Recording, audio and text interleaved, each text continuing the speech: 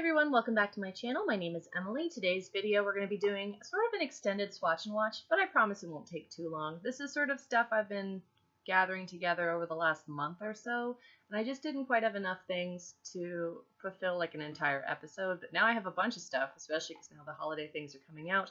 So you know what? There's going to be more of these coming, and there's lots of stuff to talk about. So let's jump right into it. First up, we're going to talk about the Diamond Balm All Over Diamond Veil. This is a glittery silver highlighter from Fenty. It's really beautiful. I absolutely admit that it is. However, it's the texture of this product that drives me crazy. This is the same sort of texture as a Stila highlighter, so it's sort of like it's raised up in the center and then squishy like a cake. And I have found that that sort of highlighter feels kind of gross to me, and it also sort of dries out because it's more of a wet texture to it.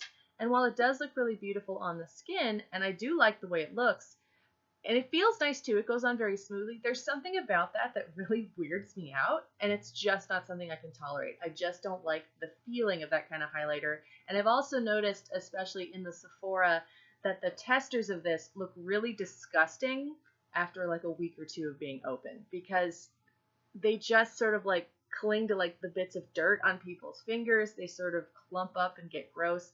It's just not for me. So I did think this was lovely, and it shines really nicely, especially in the animated, but I just don't want this. The new shade from Fenty's Gloss Bomb Universal Lip Luminizer in Diamond Milk, that's also really pretty. It looks lovely. It just adds a lovely sort of frosty sheen to your lips. It's not one that I necessarily need, but I do think it smells nice. It smells just as nice as the first one did when I smelled those in stores. I think it's a really nice lip gloss. I just have so many lip glosses I can't justify it, but if you like the shade on this, you will really like it. I will say that the consistency and the texture of this and the color, you know, evokes a certain image to me, which I find hilarious. But, you know, it's not bad. It's just not for me. On the other hand, the Kilowatt Foil Freestyle Highlighter Palette, I'm all in on this. This is $54. It's limited edition. It looks so pretty.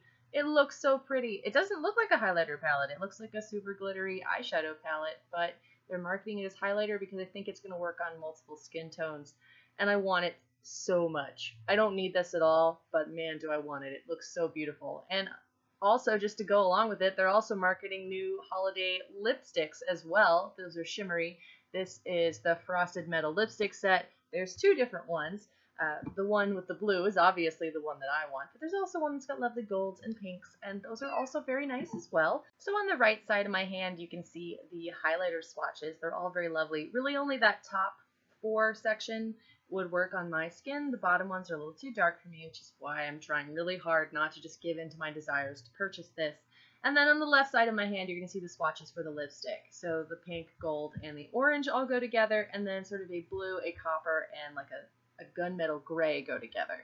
I'm super into the blue one and the gray one, so if I'm going to pick up anything, it's going to be that. While I am super into that highlighter set, unless someone gets that for me for like my birthday or for Christmas, I'm probably not going to actually pick that up.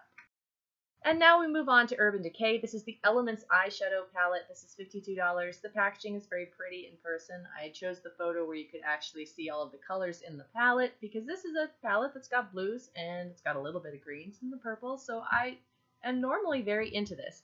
My feeling on this is, though, this has been done so many more times by Urban Decay themselves that I don't need this palette. I don't need all these metallics in, you know, coppers and oranges. Look, they're very nice. I'm not going to say that they're not. They look good. I will say that this palette feels terrible. It might just be the tester that I looked at in the store, but it's really scratchy. I didn't like the way any of these felt on my hand.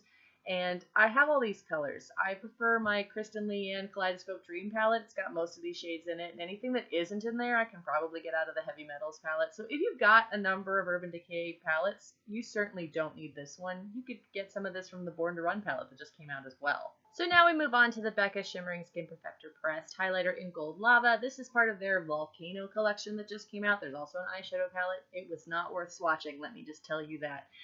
This particular highlighter is very pretty. It's one of their limited editions, so you're only going to get 7 grams of product instead of 8 grams because there's a swirly pattern on top which takes off a gram of product, but it still costs the same as the regular ones. It's a nice gold. It's a perfectly nice gold. I swatched it next to Opal and also Vanilla Quartz, so you can see the sort of the gradations and the golds that you're going to get. So the Gold Lava is the top one. It looks nice.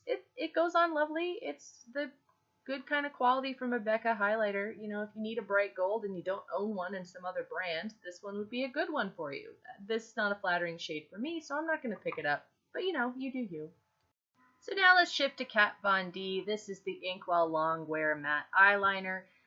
They come in 5 different colors. When I first swatched this, it was not technically supposed to be out in stores yet, but it was, and I found it, and I swatched the 3 colors that they had available. They did not have the purple shade available to me, nor do they have the black one either, so I just swatched the blue, the red, and the white.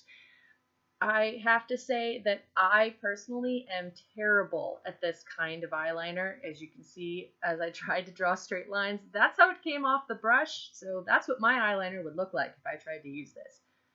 Are they long wear? Absolutely. It took me most of the day to get this off of my hand. So if you are really good at that sort of very delicate brush liner, you will probably really like these. But I, however, will look ridiculous, and therefore I will avoid them. Next, I swatched the Fetish Blush and Highlighter palette. This is $43. You're getting 3 highlighters on the top and 3 blush shades on the bottom. The highlighters are the Metal Crush formula, so they can be a little chunky, and they're super glittery. And the blushes seem to be perfectly functional blush shades for certain types of skin tones. The packaging on this is very heavy. It's sort of a vinyl thing, hence the Fetish name. The highlighter colors, the Rouch is a repeat from the other highlighter palette. I'm not aware of other Kat Von D blushes, so I don't know if those are repeats, but the highlighters themselves are pretty basic, and the 2 pink ones look pretty much the same. And the orangey one in the center is fine, but nothing to write home about. I do think that the blush quality seemed okay, but the shades just didn't seem like they'd be very universal. I'm not sure I can pull off that light pink one. I think it's too light for me. And the dark pink one I'd have to do with a very, very light hand, because I had a problem with the Lolita blush that came out recently. It was just too dark for me, and no matter what I did, my face just kind of looked dirty. And I don't know if I can really get that orange shade to work either. It just was not working for me. A brief interlude for the I'm boring and look like everything else palette award. It's going to go to the Urban Decay Aphrodisiac eyeshadow palette. I mean, honestly, look at this. This is so boring. And here's the runner-up, the Too Faced Tutti Frutti Razzle Dazzle Berry eyeshadow palette. Look at me, I look like everything else that's coming out right now. And now back to our regular swatching and watching. This is the Stila Vivid and Vibrant Eyeshadow Duo. These are $20 to get 2 shadows in one little package. I think the pricing on this is hilariously ridiculous. However, they're so pretty. They're so pretty. I liked all of them. I hope eventually they will end up in TJ Maxx for like $6 a piece, and I would buy all of them because they look great.